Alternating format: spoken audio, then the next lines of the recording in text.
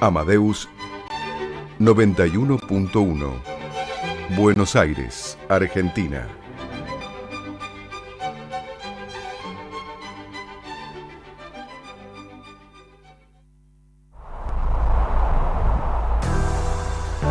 A partir de este momento comienza Segunda Convocatoria, el programa de la propiedad horizontal.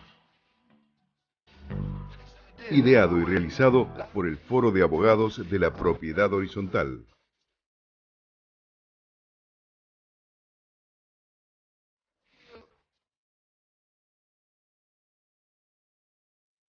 Buenas tardes, una nueva emisión de Segunda Convocatoria, el programa de la Propiedad Horizontal, ideado y realizado por el Foro de Abogados de la Propiedad Horizontal. Estamos aquí en vivo, como siempre, en los estudios centrales de FM Amadeus 91.1. Hoy, 26 de octubre del 2022, una tarde más que agradable, 22 grados 2 décimas, 19:03. Y por ende, ya largamos esta nueva emisión de Segunda Convocatoria. Saludamos a Ricardo Piñero en los controles, quien me acompaña en el piso, en la mesa del estudio central de Amadeus, el doctor Hugo Milione. ¿Cómo te va, Hugo? Buenas tardes. ¿Qué tal, Jorge? Buenas tardes. Saludos a toda la audiencia. También una tarde muy agradable. Ya se está haciendo octubre. La semana que viene entraremos ya debutando en el primer programa de noviembre. Así es, otro mes más de este ciclo. Bien, estamos aquí, como decíamos, y le vamos a pedir al doctor Milione que nos pase los contactos, las formas de contacto con el programa y con el Foro de Abogados de la Propiedad Horizontal. Que son las siguientes. Se pueden comunicar a la página principal, que es www.forodeabogadosph.com.ar. También lo pueden hacer a través de Facebook, Foro de Abogados de la Propiedad Horizontal, de Instagram, @Foro de Abogados PH, y si no también a nuestro correo, forodeabogadosph@gmail.com. Y también están los teléfonos para comunicarse, 4300-0114 o el 5031-9801. Y para el caso de querer dejar preguntas durante el transcurso de la semana hasta el próximo programa, lo pueden saber a través del canal de WhatsApp de la radio, que es 11-2395-1992. Muy bien, creo que está todo hecha esa parte de la presentación. Les recuerdo que nos escuchan online por la página de la radio, www.radioamadeus.com.ar. También por la app de la radio, la bajan de la tienda de los celulares en cualquiera de los dos sistemas. Se llama Amadeus, la app, la aplicación, y se escucha con una alta fidelidad. También nos podrán ver y escuchar a partir de mañana, o quizás de pasado mañana, en el YouTube, en el canal de YouTube del Foro de Abogados de la Propiedad Horizontal. Estamos colgando todos los programas, es decir, van a tener la versión audiovisual, con algunos problemitas por los derechos autorales que nos suceden, por los temas que el doctor Milione elige, que son muy, muy actuales y YouTube se los bocha. Entonces, como está tan actualizado en la música el doctor Milione, que es un DJ consumado, tenemos algunos problemitas, por lo tanto van a encontrar que las últimas ediciones, las últimas versiones subidas por nuestro colaborador y compañero, el doctor Sebastián Ereitio, se van a encontrar cortadas en la parte musical, ¿no? Así que la mejor parte del programa no la van a poder escuchar. Pero al margen de eso, y veremos cómo podemos ir solucionando los problemas, siempre es bueno que ustedes tengan esa posibilidad también para poder o revivir los programas o escucharlos por primera vez en el canal de YouTube. También, como siempre, van a escuchar una gran cantidad de programas, si es que no los han escuchado, los quieren revivir, a través de la página web de la radio, la repito, www.radioamadeus.com.ar. En la solapa de Segunda Convocatoria de nuestro programa van a encontrar los programas grabados, es decir, la versión de audio nada más, en esa solapa de los programas, decía, desde un año a esta parte. El del día de hoy, por ejemplo, lo van a poder escuchar a partir de después de las 20 horas, si es que no pudieron escucharlo online o si les quedó algo en el tintero que quieran poder revivir. Me parece que está hecha toda la presentación. Creo que doctor sí. Milione, si le parece, nos saludamos a los compañeros. Un saludo grande al doctor Héctor Breckman, que está un poco difónico por los acontecimientos ¿Por qué será? que son público y notorio, y el doctor Gustavo Griffi, que también ha tenido una pequeña intervención odontológica, y el doctor Sebastián Areitio, que está siempre pendiente de todo lo que es la parte tecnológica. Les damos un abrazo grande desde aquí y bueno, comenzamos con el programa. Entonces vamos a lo nuestro. El tema central en segunda convocatoria. Hugo, hoy vamos a seguir hablando del tema de las expensas. Es un tema recurrente, de mayor y de mucho interés para los consorcistas, para los administradores, es decir, para todos aquellos que son actores en la propiedad horizontal y en los conjuntos inmobiliarios, pero vamos a hablar específicamente de las cuestiones relativas al pago, al cobro y a la ejecución. Porque en realidad son situaciones en las cuales muchas veces los propietarios obviamente no tienen por qué conocer al dedillo el reglamento, pero están un poco, digamos, en la ignorancia y no saber qué puede ocurrir. Y fundamentalmente tiene que ver la cosa en el consorcio con la estructura o lo que implica respetar el reglamento de copropiedad por un lado, y acá están expuestos si no pagan las expensas. Así es. Me olvidé de decir que estamos en el programa 80, si no me equivoco. Bueno. Número redondito. Casi llegaríamos a fin de año. Y estaríamos llegando casi a los 100, sí. Hacia fin de año. Bueno, vamos con esto entonces. Si te parece, podemos...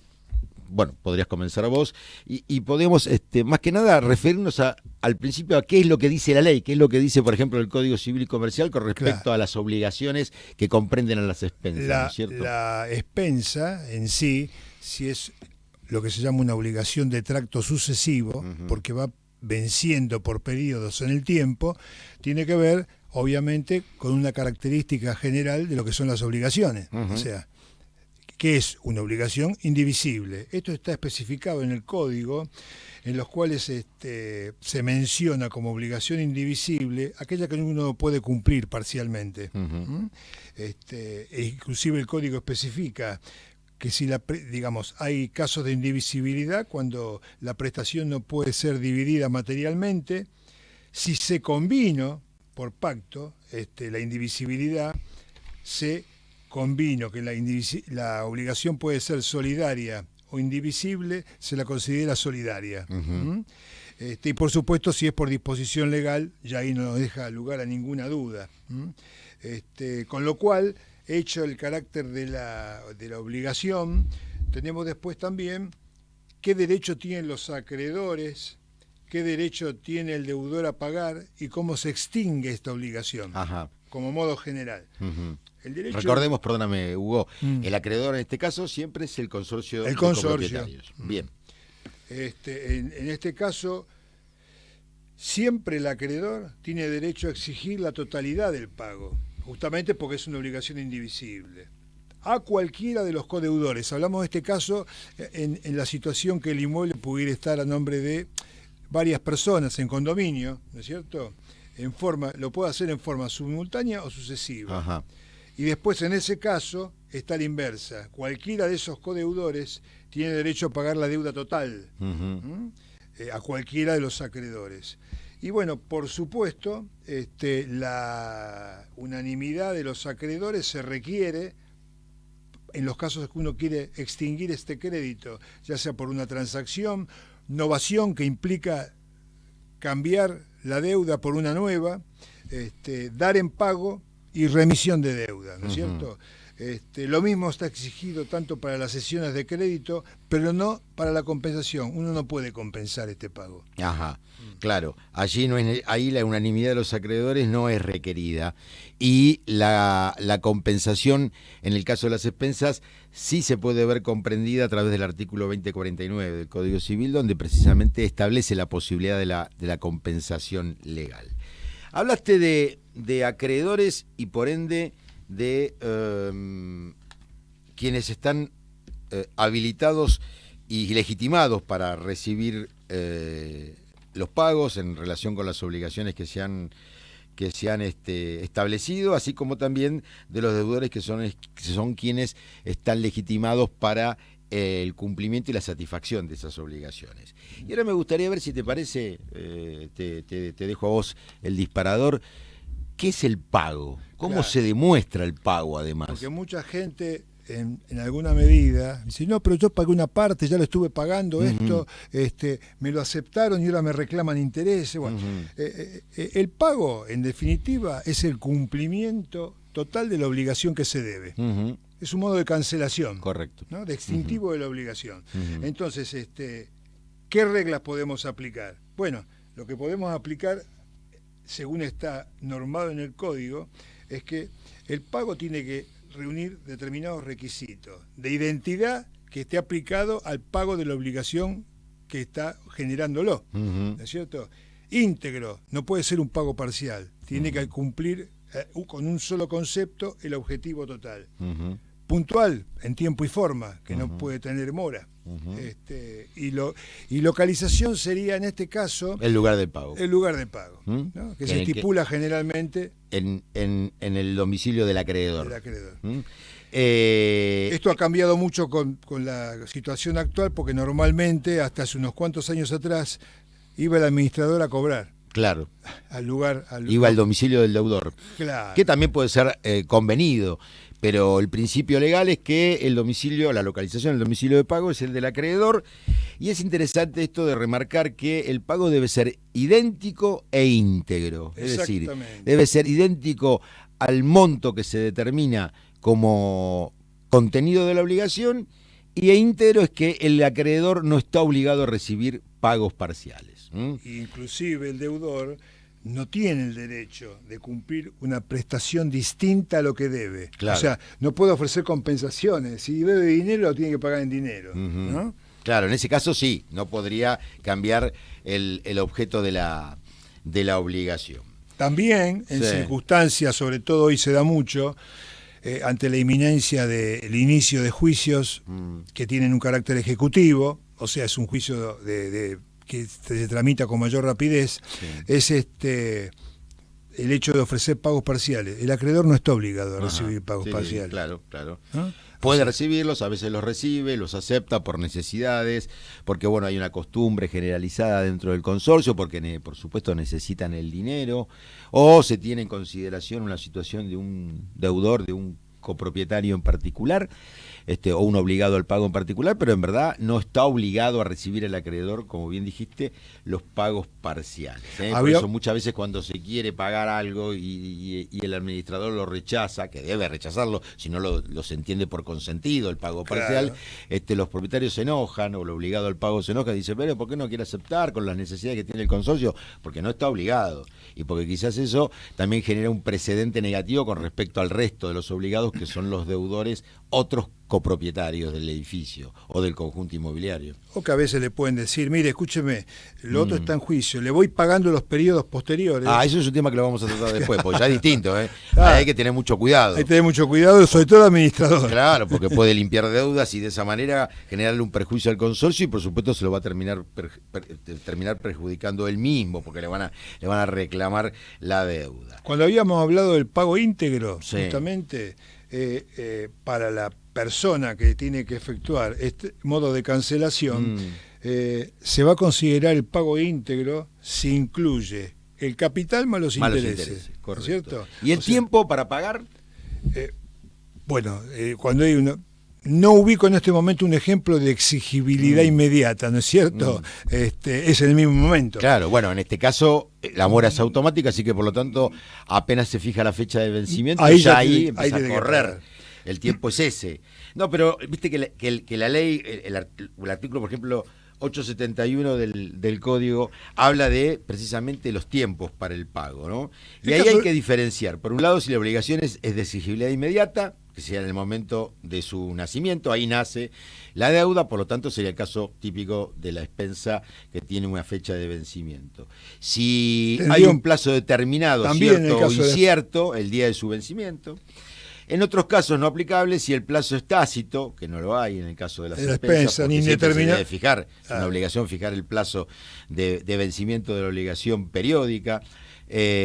En ese caso, si es tácito, que como dijimos no corresponde aplicarlo aquí, en el tiempo en que según la naturaleza y circunstancia de la obligación debe cumplirse, y también establece la ley que si el plazo es indeterminado, tampoco aplicable, en el tiempo que fije el juez a solicitud de cualquiera de las partes mediante el procedimiento más breve que prevea la ley local. Algo que en lo cual la gente a veces se confunde es si paga anticipado que le hagan descuento de intereses. Eso te iba a preguntar. Si yo pago por adelantado, que a veces sucede, ¿no? No es muy frecuente, pero a veces porque se va de vacaciones, porque tiene el dinero, porque quiere sacarse un problema de encima, hace un pago anticipado. Se lo va a considerar como una persona muy cumplidora, pero claro, no va a tener ningún tipo de descuento. No va a tener beneficios, es decir, no va a tener ningún tipo de descuento ni puede reclamar esos descuentos. Lugares dijimos. Bueno, el lugar es, por principio, como dijimos, el domicilio del acreedor, pero también puede haber un pago designado, un lugar de pago designado, mejor dicho, que ahí está establecido por el acuerdo de las partes de manera expresa o tácita. Antes se planteaba el problema, una vez que se empezó a imponer la bancarización, de que había gente que no tenía cuenta, gente mayor que no manejaba los bancos, por ejemplo. Eso está un poco más uniformado ahora, más asimilado, ¿no es cierto?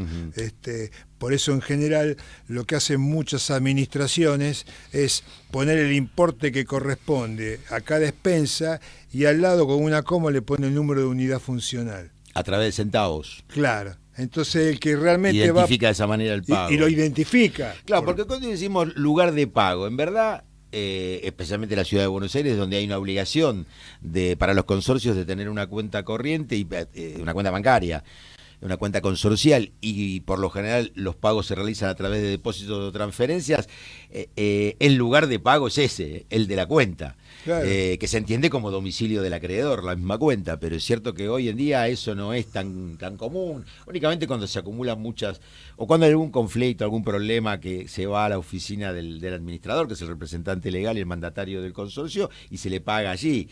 Aunque podemos discutir si en verdad debería recibir o no esos valores dinerarios en su oficina, porque para eso hay una cuenta, ¿no? Claro. Tendría que decir, en todo caso, deposito, transfiera esa cuenta, me lo acredita, y ya mismo vamos a hablar del tema de las acreditaciones, qué valor tiene, y vemos después para que yo le extienda el recibo, que es el modo... de cancelación normal.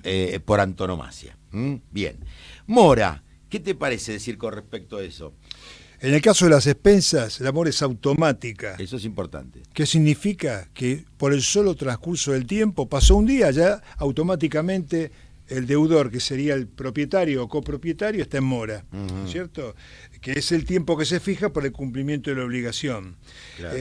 También podemos mencionar que el acreedor también puede incurrir en mora. Si el deudor en este caso le da una oferta de pago, conforme a lo que decía el artículo anterior que nombrábamos, identidad, integridad, si el pago reúne esas características y el deudor lo ofrece de esa forma, no puede en forma injustificada negarse a recibirlo. Porque si no entra en mora el acreedor, es decir, el consorcio en este caso. Que a veces sucede cuando hay algunos conflictos, diferencias en cuanto a los números, que atento a que no recibiría pago, no está obligado a recibir pagos parciales, el administrador le rechaza el pago, pero si lo hace mal, el que entra en mora es él, es el acreedor, ¿sí? El consorcio.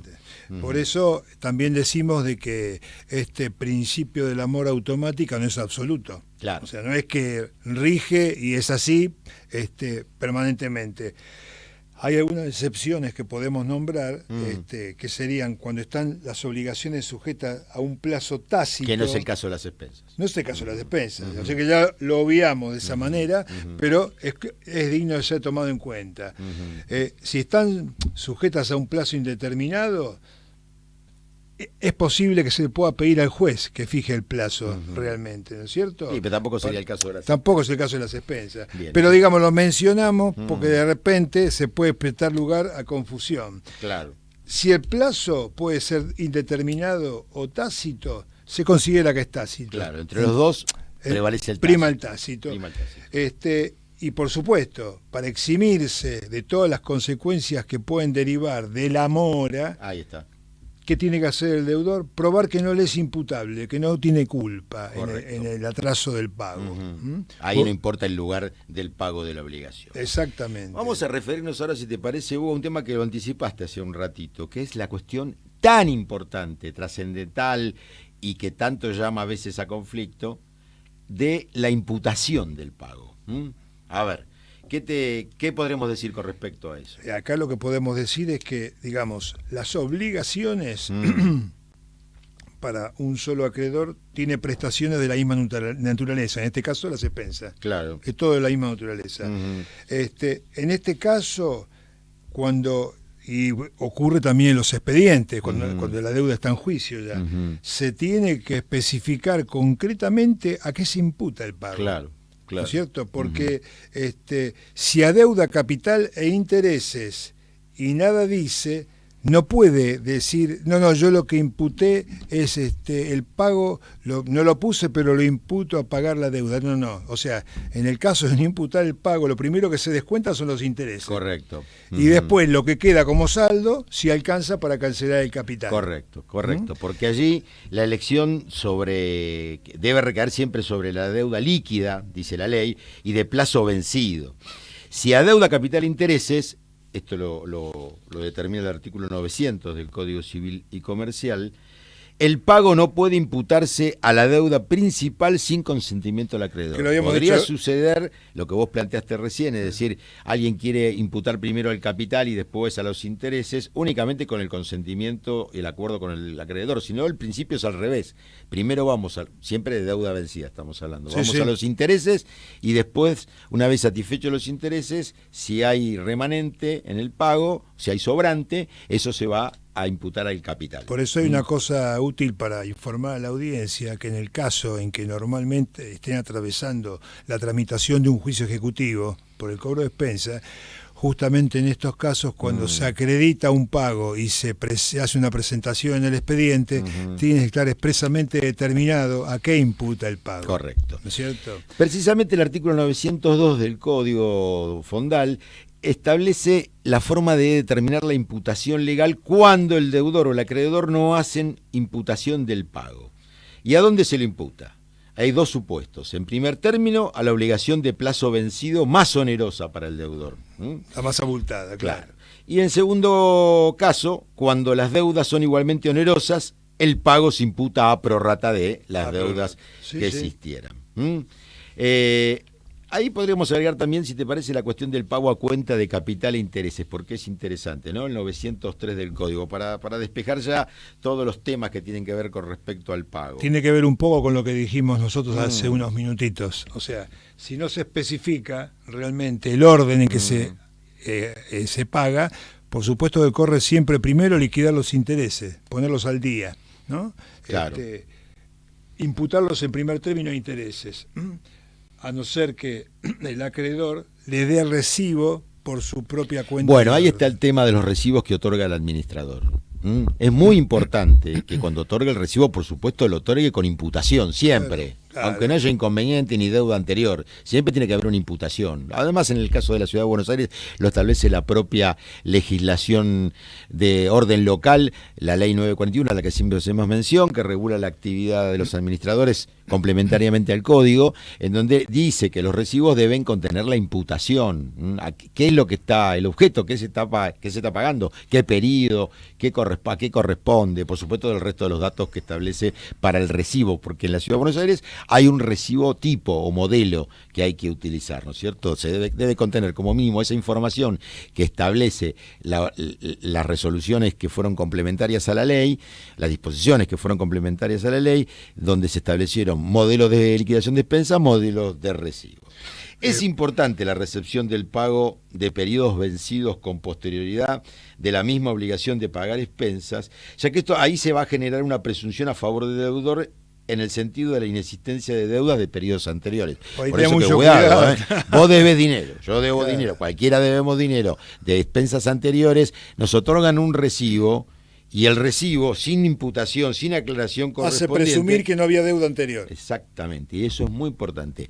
Por un lado, va a beneficiar, por supuesto, si lo quiere hacer valer, ahí prima la buena o mala fe del deudor, va a beneficiar al deudor, por otro lado va a perjudicar al consorcio y al administrador, porque después el consorcio le va a reclamar eso.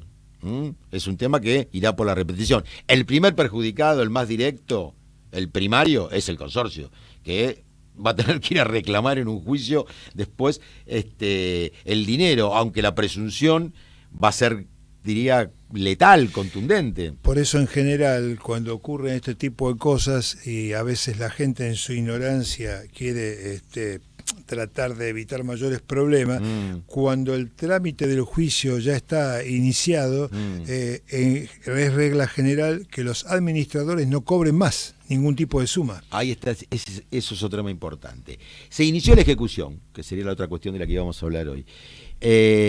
Y el propietario dice, bueno, yo quiero pagar todos los periodos fuera de la ejecución. El juicio está ahí, veremos cómo lo resolvemos, la sentencia, la ejecución de la sentencia. Estamos hablando de un ejecutivo por cobro de expensas comunes. Exactamente. Pero el propietario, y pasa esto, empieza a hacer depósitos o transferencias a la cuenta por los nuevos pedidos. ¿Qué tendría que hacer el administrador? No, el administrador en ese caso, en principio, porque esto pasa mucho desde que se bancarizó. Claro, O sea, antes no, porque tenías que ir y no te entendían el recibo. Claro.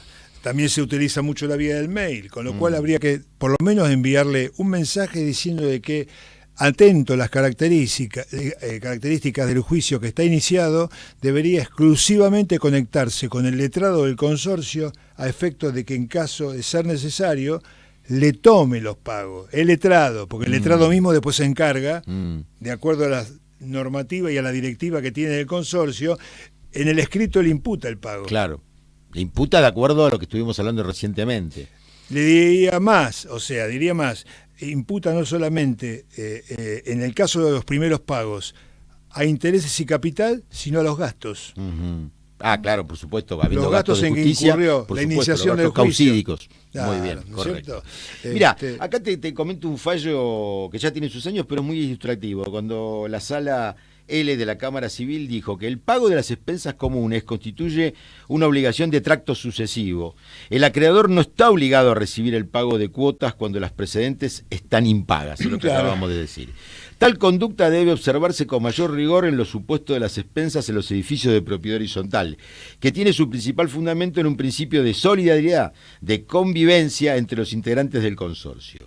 El solo atraso de uno o varios de ellos lesiona los intereses de la comunidad, a la que crea problemas que pueden llegar a ser muy serios al poder verse en dificultades para atender el pago de los servicios del edificio, sueldos de portería, luz, gas y mantenimiento del inmueble. Sí. Hablamos de los recibos, las características, cómo debería hacerlo correctamente el administrador, es parte de su buena práctica y ejercicio. Hablamos de las transferencias bancarias. ¿Sirven como recibo? ¿Son un recibo? ¿Tienen carácter cancelatorio? Digo, la constancia de las transferencias bancarias o de los depósitos. ¿Vos qué pensás? Mi criterio personal es que sí lo tiene, porque de alguna forma está establecido la forma extintiva de la obligación y generalmente es más, cuando hay un cambio de administración, ya lo que se deja en primer lugar establecido es si se va a abrir una nueva cuenta, por cómo la maneja el nuevo administrador, o en tal caso se sigue con la misma. El problema se da a veces en cómo imputan eso, porque no está imputado. Claro. O sea, está bien. En un principio, por supuesto, el recibo es el medio cancelatorio por antonomasia, el principal. Ahí es indubitable si el recibo es conformado legalmente, legítimamente, y además corresponde a lo que se ha pagado. Pero como estos temas de novedades desde hace ya varios años de las transferencias, los depósitos en cuenta, generó algún conflicto, muchas veces para resistir el pago en una ejecución de expensas, entre otras, entre algunas de las otras excepciones, se presenta la del pago total o parcial, documentado a través de, no el recibo, sino la transferencia, la constancia de transferencia o del depósito. Pero esa constancia puede no ser útil o no servir. Bueno, en un principio los jueces la rechazaban. Claro. Ahora los jueces, de acuerdo a cómo ven, pispean el expediente, en algunos casos deciden, por supuesto por excepción, porque no es la regla en los juicios ejecutivos, abrir a prueba y ver de qué consta ese depósito, transferencia, en razón de qué, porque allí en el depósito o en la transferencia, en la constancia, no está la imputación. Va a tener que aclarar cuando presenta eso el deudor como forma de querer repeler la acción, con qué carácter lo hizo, por qué lo hizo y a dónde lo va a imputar, porque si no lo imputa es algo que en verdad no se puede determinar, ni se sabe por qué lo hizo también. Por eso es la inconveniencia de lo que son los pagos parciales, porque normalmente, si en la liquidación que efectúa el administrador mensualmente, el importe de lo que deposita coincide con la liquidación, ahí no hay discusión posible. Hugo, digamos. para ir redondeando este tema, especialmente la cuestión de las ejecuciones, ¿qué pasa? Ya vamos al tema de los juicios. ¿Qué pasa cuando se produce el fallecimiento del propietario de una unidad funcional deudora, ¿qué tiene que hacer el consorcio a través del administrador? Aquí puede ocurrir dos cosas, que en principio se inicie el juicio ejecutivo contra el deudor y en el interín fallezca. Ahí está. Que muera después. Claro. Debe y muere deudor, digamos, fallece deudor. Claro. O que después, en el caso de otra iniciación de juicio, ya esté fallecido y el departamento está vacío. Ajá. Bien. Entonces, en ese caso, la obligación no solamente es por la ejecución del inmueble, sino que va dirigida a los coherederos. A los herederos, claro, correcto. O herederos si hay uno solo. Sí, claro. Entonces, a los herederos. Si la deuda correspondió a periodos en los que estuvo vivo el causante, al fallecer va a haber una sucesión. Ajá. Y entonces directamente los pagos son reconocidos o tomados por el juez que interviene en el sucesorio. Va a haber una sucesión en tanto y en cuanto haya herederos y la abran los... Si no, ¿qué tendría que hacer el consorcio? No, lo toma como acreedor. O sea, el consorcio puede intervenir como acreedor, abrirla. Porque si no hay herederos o nadie la quiere abrir, va a tener que ser el acreedor, es decir, el consorcio el que abra la sucesión, y en ese caso, reclamando el crédito. Y en ese caso, muy gentilmente, seguramente el gobierno de la ciudad la va a tomar como vacante. Claro. Bueno, claro, si no hay herederos, yo no decía que, está bien, el caso es que a veces, aún habiendo, no se inicia la sucesión. Claro. El consorcio va a tener que abrirla. Además de primeramente averiguar si hay herederos o no, iniciarla porque va a tener que intentar cobrar su crédito. Que en realidad se lo identifica el consorcio por su carácter de acreedor, porque en las sucesiones cualquier acreedor de alguien que ha fallecido puede, si los demás no lo hacen, los herederos legítimos, puede abrir la sucesión. Claro. Para hacer valer su crédito y poder cobrarlo a posteriori. Ahora, hiciste bien una buena referencia. Si no hay herederos, ¿qué sucede? Se produce la vacancia. Ajá. Igual hay que abrir la sucesión. Sí, claro. Entonces va a ser una sucesión, ya sea que no haya herederos o no haya testamento. No hay testamento. Pueden haber herederos forzosos, los legitimarios, los herederos que correspondan de acuerdo al orden que establece, el orden sucesorio que establece la ley, pero puede haber un testamento. En ninguno de los dos casos, si no hay ni heredero ni testamento, la sucesión va a ser declarada yacente o vacante. El consorcio la va a tener que abrir igualmente, va a tener que presentar e insinuar su crédito precisamente en esa herencia a los fines de cuando corresponda, seguramente si hay bienes inmuebles en el medio y demás, o otros bienes, algún muebles registrables, va a tener que haber alguna subasta de esos y ahí va a cobrar el consorcio. Hay una vieja ya sentencia de la Sala A de la Cámara Civil que menciona cuando la sucesión no se dictó declaratoria de herederos, esto no obsta a que pueda perseguirse de los mismos el cobro de las expensas de la unidad que fuese propiedad del causante, siempre y cuando haya justificado el vínculo y no se ha presentado ninguna otra persona invocándolo al título, ¿no es cierto? Un título hereditario más cercano por razón de grado, en tal caso. Correcto.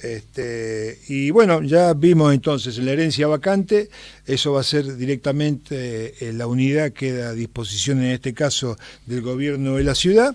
Y bueno, en la ciudad de Buenos Aires va a quedar, el resultado de todo esto va a quedar para incrementar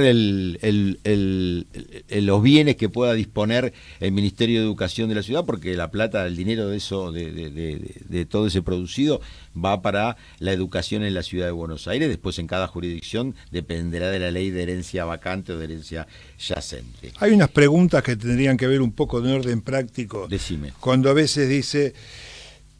¿Es indispensable intimar al deudor antes del inicio de la ejecución? Nunca me intimaron, dice. ¿Viste? Nunca fui notificado de que me iban a hacer juicio. Inician la ejecución, pero no agregan ninguna intimación porque no hubo. ¿A vos qué te parece? No hay que intimarlo, porque la mora en este caso es automática. Correcto, me parece muy bien, claro. No hay que automática no hay. Ahora, y cuando lo dice el reglamento, porque hay reglamentos que sí, yo he visto, algunos viejos por lo general que dicen hay que o bien intimarlo previamente o bien reunir a la asamblea para certificar, entre comillas, te digo esto, la deuda y decidir el inicio de acciones. Supongamos que pasa esta este cuestión. Caso lo de la asamblea estaría un poco reemplazado por lo que es la certificación de la deuda por el consejo. Claro. Y el administrador. El administrador, ahora con el consejo sí lo hay. Eso estaría claro. Salvo que se haga la salvedad cuando se inicia el expediente de que en los certificados de deuda el administrador pone, por decisión de asamblea, se ha resuelto no tener consejo de propietario. Correcto. Porque si no el juez se lo puede rebotar. Y con respecto a la intimación previa, aun cuando el reglamento lo establece, ya es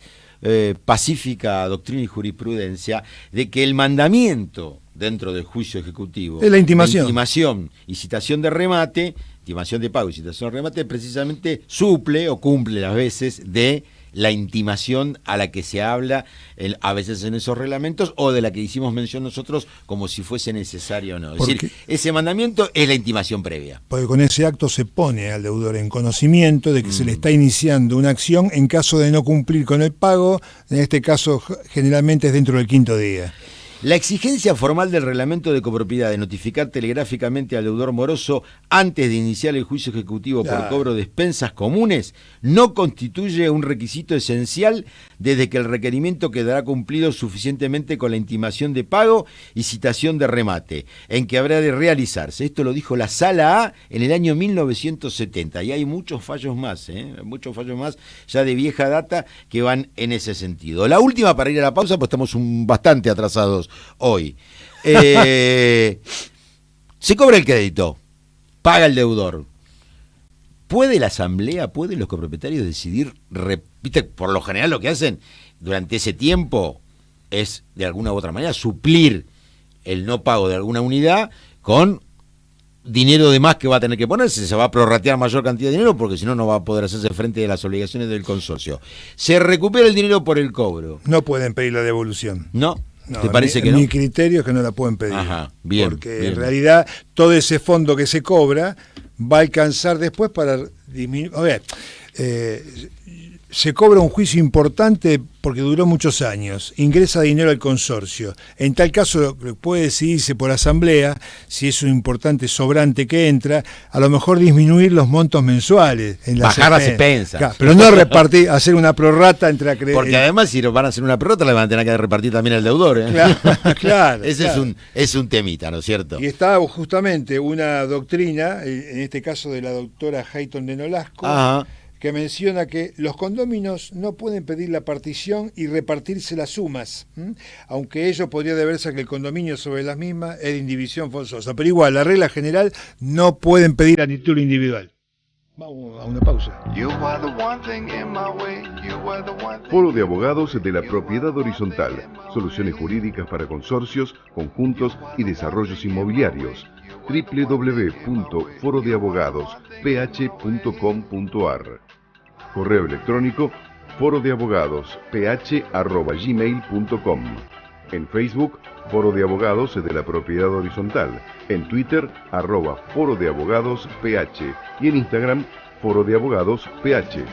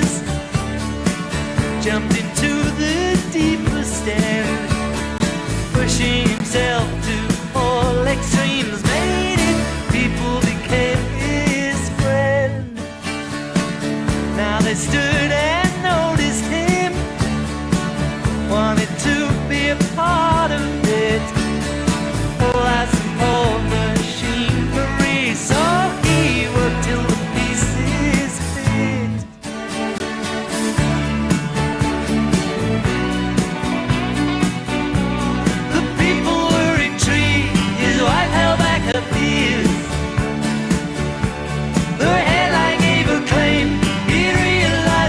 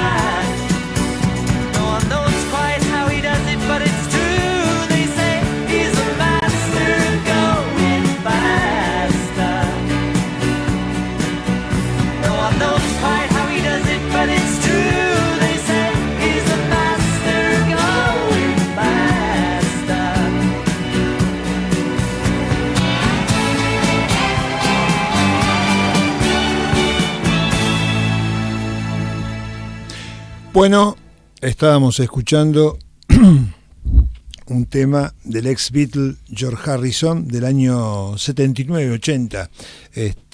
Yo recuerdo mucho este tema, primero porque me gusta la calidad de músico que tiene y la estructura del tema, pero aparte coincide mucho con una época en la cual, para los que no conocen, los más jóvenes, aquí se corrían carreras de Fórmula 1 en los meses de enero.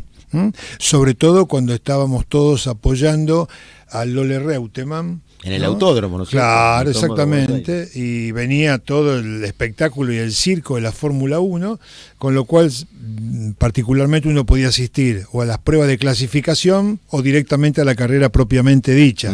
Hasta que después, bueno, por distintas circunstancias que siempre atraviesa el país, la parte económica no fue posible sostenerla más. Pero hubo casi hasta que el Lole se retiró, estuvieron vigentes, ¿no? Y este es un tema en el cual toma parte la filmación de una carrera del circuito de Interlagos. Creo que ahora se corre en otros circuitos. Claro, eso te iba a decir. ¿Te acordás de esa corrida? En Brasil y en la Argentina. Claro. Como para seguir la serie. Venía de Brasil y pasaba en Argentina. Y pasaba por Argentina. No recuerdo ahora si se hace y cuál es, pero era el famoso circuito de Interlagos, ¿no? Era la última época que corrió Reutemann con y Fittipaldi. También. Interlagos, Fittipaldi. Pero bueno, quisimos evocar un poco una época y bueno, con la Fórmula 1 que extrañamos, pero bueno, no veo muy factible que pueda venir en corto tiempo. Las novedades en segunda convocatoria. Vamos rapidito, Hugo, tengo dos novedades. La primera ya es de público y notorio, aumento de los básicos para los encargados, para los trabajadores de edificio. Tres aumentos. A ver, se resolvió esta semana, corregime si estoy bien, 16% sobre el básico salarial de la cuarta categoría, y eso aplica al resto de las categorías, para octubre, conforme el básico anterior, del mes anterior. Lo mismo se hace para cada mes subsiguiente. En noviembre, lo mismo, 16%, correspondiente al mes anterior, ya se aumentó la escala, se vuelve a aumentar 16%, y después salta enero. En diciembre no, porque hay un bono ya fijado de 20%. Y 16% en enero corresponde la diferencia con respecto al básico anterior. Y es bueno recordar que esos bonos de los que ya hemos hablado oportunamente, que siguen vigentes, ahora el que viene es de 18.000 pesos, se mantienen. Bueno, eso por un lado. Y después por el otro, rápido, en Corrientes sigue en la línea de crear registros públicos de administradores, en este caso para consorcios y conjuntos inmobiliarios, le agregan a los conjuntos inmobiliarios. Hay muchas jurisdicciones en el país, muchas provincias donde ya existen registros obligatorios, registros públicos. Sigue en la línea, por supuesto, identificada como pionera la ciudad de Buenos Aires con la llamada Ley 941 y sus reformas. También hay ciudades del interior del país, inclusive del interior de la provincia de Buenos Aires, que tienen sus propios registros. Este es bastante parecido. ¿Dónde encuentro gran diferencia? Bueno, por un lado, el objetivo central que ellos sí, dicen ahí en la legislación o la legislatura correntina, sí, similar a lo que pasaba acá, sí, es brindar una mayor seguridad y transparencia a la actividad que puedan desarrollar los administradores, ya sea de propiedad horizontal propiamente dicha en edificios o en el caso de los complejos inmobiliarios, ¿no es cierto? Ahí está. Hay algunas diferencias, te decía. Por supuesto está la creación del registro, la obligación de inscripción. Ahí cuando fijan los requisitos para inscribirse, se deberá acreditar al menos 2 años de residencia continua en la provincia, cosa que acá en la Ciudad de Buenos Aires no se da. Además, también el aspirante va a tener que presentar certificados de libre deuda de impuestos provinciales y municipales, que acá tampoco en la ciudad se da. Se le exige un poco mayor idoneidad. A ver, contame, ¿por qué? No, con esto que estás mencionando. Y además con los cursos. Pensé que te referías a los cursos. Porque el curso de actualización, el anual, para renovar la matrícula, va a ser de 12 horas en vez de 10. Por supuesto va a haber una declaración anual bajo pena de caducidad automática porque establece la posibilidad de la caducidad. Si no se acredita, entre otras de los requisitos, anualmente, la declaración anual, que acá también se hace, pero si no se cumple lo que implica es una multa. Allá, según el proyecto, si se hace ley, va a dar lugar a la pena de caducidad automática, ¿sí? Le caduca el registro, la inscripción, por lo tanto no va a poder seguir ejerciendo la actividad, por lo menos desde el punto de vista de la legalidad. En el momento en que el administrador está debidamente inscripto y toma la conducción de un consorcio, el acta en el cual la asamblea lo designa tiene que estar certificada. Eso también es importante. Esto es tanto para administradores de los llamados onerosos como también para gratuito, los voluntarios, que son los llamados ad honorem o a título gratuito. En el proyecto también se agrega que con la información y documentación vinculada a cada administrador se va a formar un legajo, cuya consulta también será pública y gratuita. Eso es importante. ¿Qué pasa con las sanciones que se aplican? Y acá también hay una diferencia importante. Las sanciones van a ser más onerosas que en la Ciudad de Buenos Aires, porque van a estar atadas al salario mínimo vital y móvil, no a las unidades fijas que se establecen aquí en la Ciudad de Buenos Aires. Y pueden llegar a tener hasta las llamadas 120 unidades.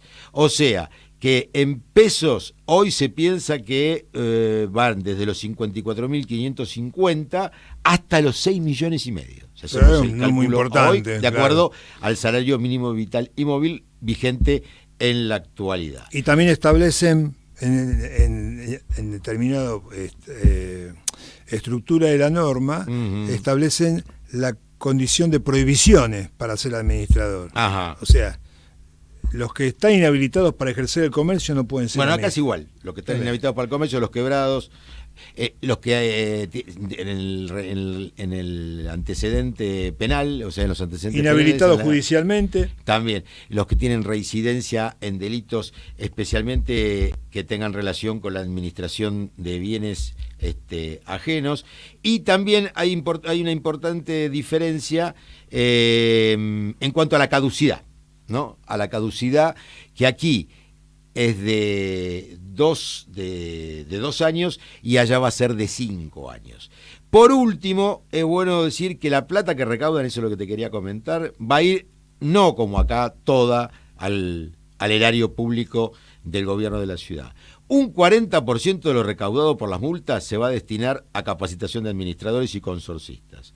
Un 10% a la capacitación del personal del área, un 25% para el desarrollo de sistemas informáticos y otro 25% para gastos operativos, mobiliario y otras erogaciones del área que contribuyan a mejorar la aplicación de la ley, dice el proyecto correntino. El consultorio en segunda convocatoria. 19:53, bajó la temperatura, Hugo, 21:06. Estamos corriditos, pero le vamos a dar lugar por lo menos a una pregunta que nos llegó la semana pasada, entre muchas otras, por supuesto, que llegan tanto a la radio como a los medios de contacto del Foro de Abogados de la Propiedad Horizontal, pero como no la pudimos atender la semana pasada y quizás sea de emergencia, entre comillas, se la voy a formular a la audiencia, se la voy a formular a Ricardo, que la puede contestar en la pecera detrás del vidrio, ¿no es cierto? Y me la voy a autoformular. No tenemos referencia a quién es porque entró por el WhatsApp de la radio. No dijo quién es. Le recomendamos a los oyentes y a las oyentes que nos digan, porque es más acertado y además genera mayor empatía que nos digan el nombre del consultante o la consultante y, si es posible, el barrio. Dice el mensaje y el pedido de ayuda. Hay una asamblea general extraordinaria en flagrante infracción al reglamento. No respeta el plazo ni la mención de la segunda convocatoria, ni mandaron informes por las otras obras a realizar. Mandamos carta documento impugnando la convocatoria. En caso de que esa impugnación se realice, ¿conviene concurrir o no? Nos preguntan en primer modo. Y después dicen, si no concurro, el consultante plantea esa hipótesis, ¿consiento lo que allí se determine? Si no voy, ¿puedo impugnar judicialmente? ¿Tiene fuerza entitativa esa impugnación como para que el juez anule la asamblea y llame una nueva? Doctor Milione, vamos a ir por parte, como ya que el destripador. Sí, la vamos a diseccionar, a desmembrar, pero en muy poquito tiempo. La primera, impugnaron, porque hay una flagrante infracción en cuanto a la convocatoria, a la fase de convocatoria. Ya de por sí implica que no tenga validez la convocatoria. Bueno, perdón. Mandaron una carta documento. Bueno, pero se siguió adelante. Sí. En ese caso, pese a la impugnación que se realice, porque siguen adelante, vamos a suponer en esa hipótesis, vamos a entrar en esa hipótesis, el caso planteado es, se hace igualmente la asamblea, porque acá el que impugnó es el consultante o algunos otros. La carta documento sería el antecedente inmediato. Bien. Ahora, ¿qué hace? ¿Concurre o no? Yo sugiero que concurran siempre, bien, porque uno ahí puede dejar la moción establecida de la oposición. Bien, o sea, puede esa es la convocatoria, ¿eh? Claro. Lo que impugnó es la convocatoria. Claro. O sea, va y dice, aunque venga, impugno conforme lo precedente, es decir, lo que hice anteriormente, a la normativa que establece. Con lo cual no consiento esa convocatoria, simplemente lo quiero dejar expresado para conocimiento de todos aquellos que están presentes aquí y que no se enteraron porque yo la impugnación como propietario se la tuve que mandar al representante legal del consorcio, que es el administrador. Se está enterando en ese momento. Ahora dice, si no voy, el otro caso, ¿puedo impugnar judicialmente? Y por supuesto, precisamente las condiciones son, si va, que vote en contra, si no va, está la impugnación. Dice, ¿tiene fuerza entitativa esta impugnación como para que el juez anule la asamblea y llame una nueva? Bueno, es una cuestión de, hay que probarlo, hay que llevarlo adelante en el juicio, en el juicio ordinario, en el juicio de impugnación de asamblea, de nulidad de asamblea, en verdad. Y bueno, dependerá, nosotros más que orientar, ¿no? No sé qué te parece, Hugo. Y en caso de corresponder, el juez llamará a una nueva asamblea. Ajá. Ah, claro, bueno, el juez debería, en todo caso de corresponder, anularla. Claro. Y ahí te hago una consulta, porque vos te despachaste rápido, dijiste, el juez llamará a una nueva asamblea. ¿El pedido es de nulidad o es de convocatoria a una nueva asamblea? ¿O ambas cosas hay que hacer? ¿A vos qué te parece? Particularmente, podría hacer las dos cosas. O sea, por un lado, pide la nulidad acreditando la prueba de por qué lo está fundamentando. Bien. Y segundo, la consecuencia directa, que no quede en un vacío, que se proponga. ¿Vos sabés que es interesante lo que estás planteando? Porque no es habitual que se lleven adelante estas acciones judiciales por nulidad, sí, pero además por la convocatoria para que se realice nuevamente de manera correcta. Es importante, que creo que puede tener fundamento y viabilidad, o sea, andamiaje, porque acá lo que se impugnó es la convocatoria. No es una decisión, no es la deliberación, la votación, la calidad de los propietarios o no de los asistentes. Acá lo que se impugnó es la convocatoria, así que habría que intentar, ¿no? Una convocatoria en legal forma. Le proponemos si le interesa, le proponemos al oyente o a la oyente que nos traiga el caso para analizarlo con mayor detalle, verlo, y por ahí vamos a generar un leading case. Nulidad más convocatoria. Más convocatoria de asamblea, exactamente. Se nos fue el tiempo. un gustazo haber estado contigo hoy aquí, tranquilos en el piso de FM Amadeus 91.1. Te invito a despedirnos. Sin moros en la costa. Y acá dice Ricardo por la línea interna, sin nadie que gritara. No sé quién gritará acá, no sé. Pero bueno, veremos la semana que viene porque nos daremos cuenta cuando venga el resto. A ver. Un cordial saludo para toda la audiencia, que tengan dale. muy buena semana. Y bueno, saludo a los compañeros ausentes, al doctor Bregman, doctor Griffith y al doctor Areitio. Se comunican en la semana con el foro a través de... la página principal, www.forodeabogadosph.com.ar, Facebook a través de Foro de Abogados de la Propiedad Horizontal, Instagram, @forodeabogadosph, a nuestro correo, forodeabogadosph@gmail.com, y si no, el WhatsApp de la radio, como ha venido esta pregunta recién, que es el 11-2395-1992. Genial, doctor Milioni, un abrazo grande, un gusto haber compartido con usted la tardecita.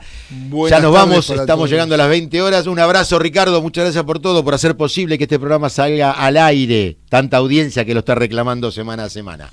Nos despedimos, hasta la semana que viene, a las 19 horas del miércoles venidero, cuando en vivo, digamos que aquí comienza segunda convocatoria, el programa de la propiedad horizontal. Buena semana, hasta entonces. Desde la ciudad de Buenos Aires, República Argentina, transmite Amadeus 91.1.